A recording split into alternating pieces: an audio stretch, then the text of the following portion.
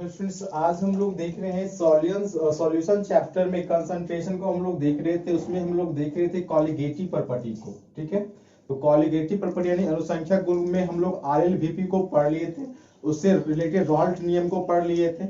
आज हम लोग पढ़ेंगे एलिवेशन इन बॉइलिंग पॉइंट यानी कि क्वथनांक में उन्नयन। इसको डेल्टा टीबी से नोट करते हैं यानी कि टेम्परेचर बॉइलिंग पॉइंट को। ठीक है, अब यहाँ पे देखिए तो एलिवेशन इन बॉइलिंग पॉइंट को पढ़ने से पहले हम लोग को पहले बॉइलिंग पॉइंट के बारे में जानना होगा। तो बॉइलिंग पॉइंट क्या होता है? कहता है कि वह ताप यानी कि वह टेम्परेचर जिस पर कोई पदार्थ ठीक है उबलती है, ठीक है, क्वथनांक बिंदु कहलाती है। मतलब कहता है कि कोई भी टेम्परेचर जिस पर कोई सब्सटेंस ठीक है उबलना बॉइल्ड होना प्रारंभ हो जाती है, आरंभ कर देती है, आरंभ हो जाती है, तो वो उसका बॉइलिंग पॉइंट कहलाता है। ठीक है, अब देखिए बॉइलिंग पॉइंट से बात आता है तो बॉइलिंग पॉइंट हर जगह का, अब मान लीजिए पृथ्वी से हर वस्तु का बॉइलिंग पॉइंट क्या होगा? ठीक है, किसी और वस्तु किसी और प्लेनेट पे जाएंगे, मान लीजिए मंगल ग्रह पे जाते हैं तो हर जगह पे क्या होगा? बॉइलिंग पॉइंट क्या करेगा? वैरी करेगा, चेंज करेगा। ठीक है, ड्यू टू रीजन, मतलब जैसे आपको जैसा आपको सरफेस मिलेगा वैसा आपका भी बॉइलिंग पॉइंट भी चेंज होगा, वो फिक्स नहीं होता है। अब यहाँ पे बात करते हैं या एक और डिफिनेशन हम लोग देखते हैं। कहता है कि वह टेम्परेचर जिस पर पदार्थ का वाष्प दाब का मान वायुमंडलीय दाब के, ठीक है, वायुमंडलीय दाब कितना है? 760 ठीक है मिलीमीटर ऑफ हाइड्रोजीरम, ठीक है, एटमॉस्फेरिक प्रेशर बराबर होता है। तो कहता है कि वह टेम्परेचर जिस पर कोई पदार्थ के वाष्प दाब का वायुमंडलीय दाब यानी कि वायुमंडलीय कितना होता है? 760 ठीक है एटमॉस्फेरिक प्रेशर के बराबर होती है, बॉइलिंग पॉइंट कहलाती है। ठीक है, मतलब कोई भी किसी पदार्थ का अगर टेम्परेचर 760 पे पहुंच जाती है तो उसका पदार्थ का क्या कहता है? बॉइलिंग पॉइंट कहलाती है। अब देखिए कहता है कि अर्थ सरफेस पृथ्वी की सतह या पृथ्वी सतह पर कोई पदार्थ एक वायुमंडलीय दाब पर बॉइल होती है। कहता है कि पृथ्वी की सतह पर कोई पदार्थ एक वायुमंडलीय दाब कितना लिखा है यहाँ पे? वैल्यू कितना है? 760 है। ठीक है, यानी कि अगर मान लो कोई पदार्थ यहाँ पृथ्वी की सरफेस से मेजरमेंट किया जाता है, उसका जो हीट अप 760 हो जाता है, ठीक है, वायुमंडलीय प्रेशर, तो वो क्या करेगी? बॉइल होना प्रारंभ हो जाती है। ठीक है, तो अब यहाँ पे देखते हैं, कहता है कि एक ही पदार्थ का जो बॉइलिंग पॉइंट होता है वो अलग अलग वायुमंडलीय दाब पर अलग अलग के एटमॉस्फेयर पे डिपेंड करता है। ठीक है, कि एटमॉस्फेयर वहां का कैसा है, ठीक है, वहां का वायुमंडलीय दाब कैसा है। अब देखिए समुद्र के तल पर वायुमंडलीय दाब 1 atm ठीक है के बराबर होती है, यानी कि 760 के बराबर होती है। ठीक है, ऊंचाई पर चढ़ने पर वायुमंडलीय दाब घटती है, लेकिन गहराई में जाने पर वायुमंडलीय दाब बढ़ती है। इस पॉइंट को समझिए। मान लीजिए कि यहां से 10 किलोमीटर तक एटमॉस्फेयर है, वहां से और एटमॉस्फेयर से हमारे पृथ्वी के बीच जो बल लग रहा है, ठीक है, वायुमंडलीय दाब वो 1 atm का लग रहा है। ठीक है, अगर मान लीजिए कि जैसे जैसे हम ऊंचे जाएंगे, ऊपर उठते जाएंगे तो क्या होगा? प्रेशर भी कम लगेगा, और उसी के तुलना में अगर हम नीचे जाएंगे तो क्या होगा? प्रेशर ज्यादा लगेगा। ठीक है, अब हम यहाँ पे देखते हैं, इस ग्राफ को देखते हैं। जैसे देखिए ये वेपर प्रेशर है, ये टेम्परेचर इंक्रीज हो रहा है। यहाँ पे देखिए ये पहला बॉइलिंग पॉइंट है, ठीक है, हिल पे। तो ये क्या है कि हिल पे जो बॉइलिंग पॉइंट है वो बहुत ही क्या है? बहुत ही लो है, बहुत डाउन है। क्योंकि एटमॉस्फेयर जो होता है जितना ऊंचा जाएंगे उतना क्या होता है? कम होते जाता है, उतना दबाव कम पड़ता है।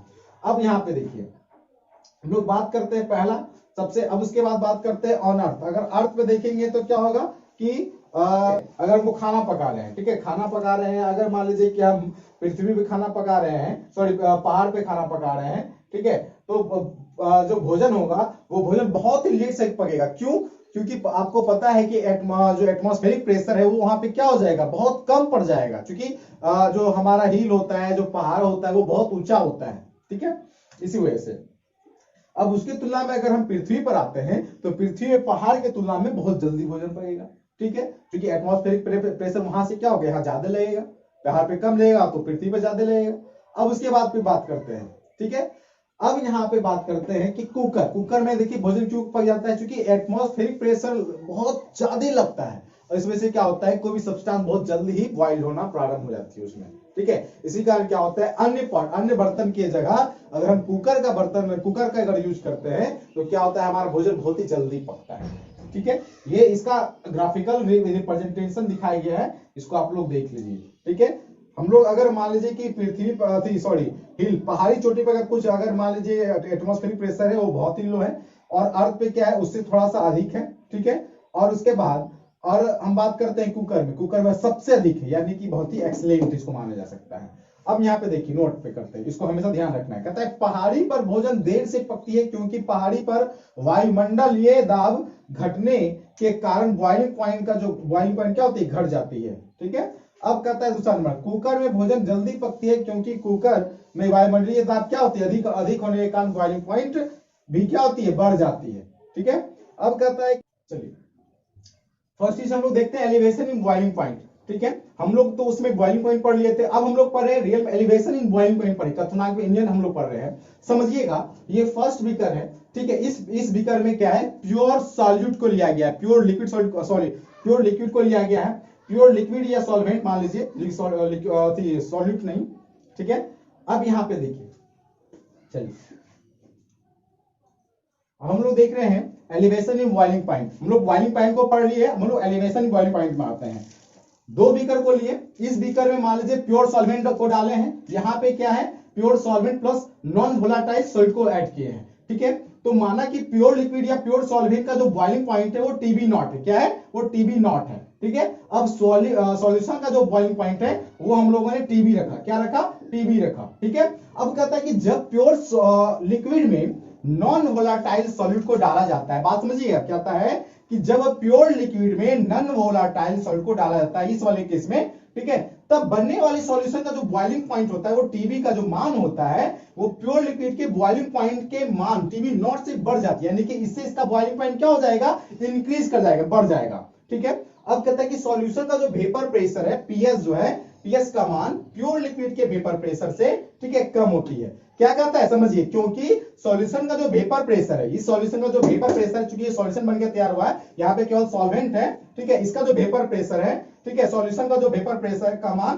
प्योर लिक्विड के वेपर प्रेशर से कम होती है, प्योर लिक्विड के वेपर प्रेशर से क्या हो जाएगी, कम होती है। अब देखिए यहाँ पे कहता है कि सॉल्यूशन के बॉइलिंग पॉइंट TB एवं प्योर लिक्विड का जो बॉइलिंग पॉइंट है, सॉल्यूशन का बॉइलिंग पॉइंट एवं प्योर लिक्विड का बॉइलिंग पॉइंट TB नॉट के अंतर, ये नहीं डेविएशन, ठीक है, के को, ठीक है, क्वथनांक में उन्नयन, एलिवेशन इन बॉइलिंग पॉइंट कहा जाता है। इसलिए हम लोग दैट इज लिख सकते हैं एलिवेशन इन बॉइलिंग पॉइंट बराबर डेल्टा TB बराबर TB माइनस TB नॉट बोलते हैं। ठीक है, इसको आप लोग उतारिए। अब हम लोग देखेंगे रॉल्स, ठीक है, law for elevation in boiling point, मतलब कहता है, ठीक है, क्वथनांक के उन्नयन में रॉल का क्या नियम है। ठीक है, तो रॉल का क्या योगदान रहा, देखते हैं। कहता है रॉल्ट के अनुसार, अकॉर्डिंग टू लॉ रॉल्स, ठीक है, रॉल्ट्स के अनुसार क्वथनांक में उन्नयन डेल्टा TB, चूंकि डेल्टा TB को दिखाते हैं एलिवेशन बॉइलिंग पॉइंट से, रॉल्ट के नियम को, ठीक है, डेल्टा TB सॉल्यूशन के मोलालिटी के सीधे डायरेक्टली क्या होती है, प्रोपोर्शनल, समानुपाती होती है। तो डेल्टा TB समानुपाती क्या हो जाएगा, M क्या मोलालिटी है। ठीक है, अब यहाँ पे देखिए M क्या है, M हमारा मोलालिटी है। अब यहाँ पे डेल्टा TB बराबर, जैसे ये कांस्टेंट को अगर हम हटाएंगे तो KB आ जाएगा। क्या आ जाएगा, KB आ जाएगा। इस KB को हम लोग एब्लियोस्कोपिक कांस्टेंट पढ़ते हैं। ठीक है, क्या पढ़ते हैं, एब्लियोस्कोपिक कांस्टेंट पढ़ते हैं। ठीक है, वेयर KB एक समानुपाती नियतांक है जिसे एब्लियोस्कोपिक कांस्टेंट, ठीक है, एब्लियोस्कोपिक कांस्टेंट या मोलर एलिवेशन कांस्टेंट भी कहा जाता है। इसे क्या कहा जाता है, मोलर एलिवेशन कांस्टेंट भी कहा जाता है। कहता है यदि सॉल्यूट के A ग्राम एवं सॉल्वेंट के B ग्राम, ठीक है, क्या कहता है, यदि सॉल्यूट का A ग्राम एवं सॉल्वेंट के B ग्राम हो एवं सॉल्यूट का मॉलिक्यूलर वेट M हो, तब मोलरिटी बराबर क्या होगा, तो M बराबर क्या होगा, सॉल्यूट का मोल अपॉन सॉल्वेंट का मास इन केजी। ठीक है, यानी कि AB, ठीक है, और 1000/m, ये आप लोग पहले से हम लोग जानते हैं इसको, इसमें कहीं कोई दिक्कत नहीं है। ठीक है, 1000 है तो यह इसलिए चूंकि ग्राम में रहता है इसलिए हमको कन्वर्ट करने पर 1000 लिया जाता है, तो फॉर्मूला पे। ठीक है, ये फर्स्ट इक्वेशन, इसको 2 माने इक्वेशन, इसको थर्ड मानते हैं। अब कहता है कि अब समीकरण 2 एवं 3 से, तो डेल्टा TB बराबर क्या होगा, यानी कि एलिवेशन बॉइलिंग पॉइंट बराबर क्या होगा, डेल्टा TB बराबर क्या हो गया, KB हमारा क्या हुआ, KB, और M क्या, M हमारा मोलरिटी, तो मोलरिटी का वैल्यू जो है हमारा फॉर्मूला उसको बैठा देंगे यहाँ पे। अब यहाँ पे देखिए इसको इक्वेशन मानेंगे 4। ठीक है, अब कहता है कि और सॉल्यूट का मॉलिक्यूलर वेट M बराबर KB, एब्लियोस्कोपिक कांस्टेंट KB है, तो AB अपॉन 1000/डेल्टा TB को इक्वेशन 5 मानेंगे। कहता है यदि KB, A, B एवं TB का मान मालूम हो तो इक्वेशन 5 से, यानी कि इस इक्वेशन से, ठीक है, सॉल्यूट का मॉलिक्यूलर वेट कैलकुलेट किया जा सकता है। ठीक है। अब यहाँ पे देखिए इब्लिस्कोपिक कांस्टेंट क्या है, तो इब्लिस्कोपिक कांस्टेंट या मोरल एलिवेशन कांस्टेंट केबी बराबर, इसको केबी दिखाते हैं चूंकि सिंस, ठीक है, चूंकि डेल्टा टी बराबर क्या होता है, केबीएम होता है, ठीक है, यहाँ पे देख रहे हैं हम लोग, ठीक है, डेल्टा टी बराबर क्या हो गया, केबीएम। यदि एम बराबर 1 हो तो डेल्टा टी बराबर क्या होगा, केबी होगा, सिंपल सी बात है। अगर एम का मान 1 रखें, 1 से मल्टीप्लाई करेंगे केबी को, तो डेल्टा टी बराबर क्या होगा, केबी 1 ही होगा। अब यहाँ पे देखिए दैट मींस अर्थात यदि सॉल्यूशन की मोलालिटी m का मान यूनिट यानी कि 1 हो, तब क्वथनांक में उन्नयन डेल्टा टीबी को इब्लिस्कोपिक कांस्टेंट कहा जाता है। यानी कहता है कि यदि सॉल्यूशन की मोलालिटी का जो मान जो होता है अगर वो 1 होता है, तब उसके जो एक सेकंड थोड़ा सा, हाँ, तब क्वथनांक में उन्नयन डेल्टा टीबी को इब्लिस्कोपिक कांस्टेंट कहा जाता है, ठीक है। अब देखिए यूनिट ऑफ केबी, ठीक है, इब्लिस्कोपिक कांस्टेंट का इकाई क्या होता है, तो डेल्टा टी बराबर क्या होता है, केबी एम होता है। तो देखिए डेल्टा टी बराबर हम लोग केबी लिख सकते हैं ना, ठीक है। अब यहाँ पे देखिए, यानी तो हम लोग डेल्टा टीबी को ऐसे लिख सकते हैं, इधर चल जाएगा बटे एम, तो एम यहाँ देखिए, अब देखिए क्या कर सकते हैं, या देखिए जो हम लोग क्या करेंगे समझेंगे यहाँ पे, तो डेल्टा टी बराबर क्या हो जाएगा के, और एम बराबर क्या, एम क्या है, एम मोलरिटी है, तो मोलरिटी का यूनिट क्या होता है, मोल पर केजी होता है, इसलिए इसको सॉल्व करेंगे तो क्या हो जाएगा, के इंटू ये क्या चल जाएगा, ऊपर चला केल्विन केजी, ठीक है, केल्विन केजी पर मोल, ठीक है। अब यहाँ पे देखिए नोट में वाटर सॉल्वेंट, जब अगर मान लीजिए सपोजेट कि वाटर सॉल्वेंट में अगर वाटर है तो इसका इब्लिस्कोपिक कांस्टेंट का मान 0.52 केल्विन केजी पर मोल होता है, ठीक है। आज का क्लास यहीं तक। अब उसके बाद फिर देखिए आपको इसी पे बेस्ड जो है न्यूमेरिकल आपको जो है पीडीएफ के माध्यम से, ठीक है, टेलीग्राम चैनल पे आपको मिल जाएगा। आप लोग देख लीजिए, इसको नोट अच्छे से पढ़िएगा, उसके बाद आराम से इसके सॉल्यूशंस की जो न्यूमेरिकल्स इसको सॉल्व करिएगा।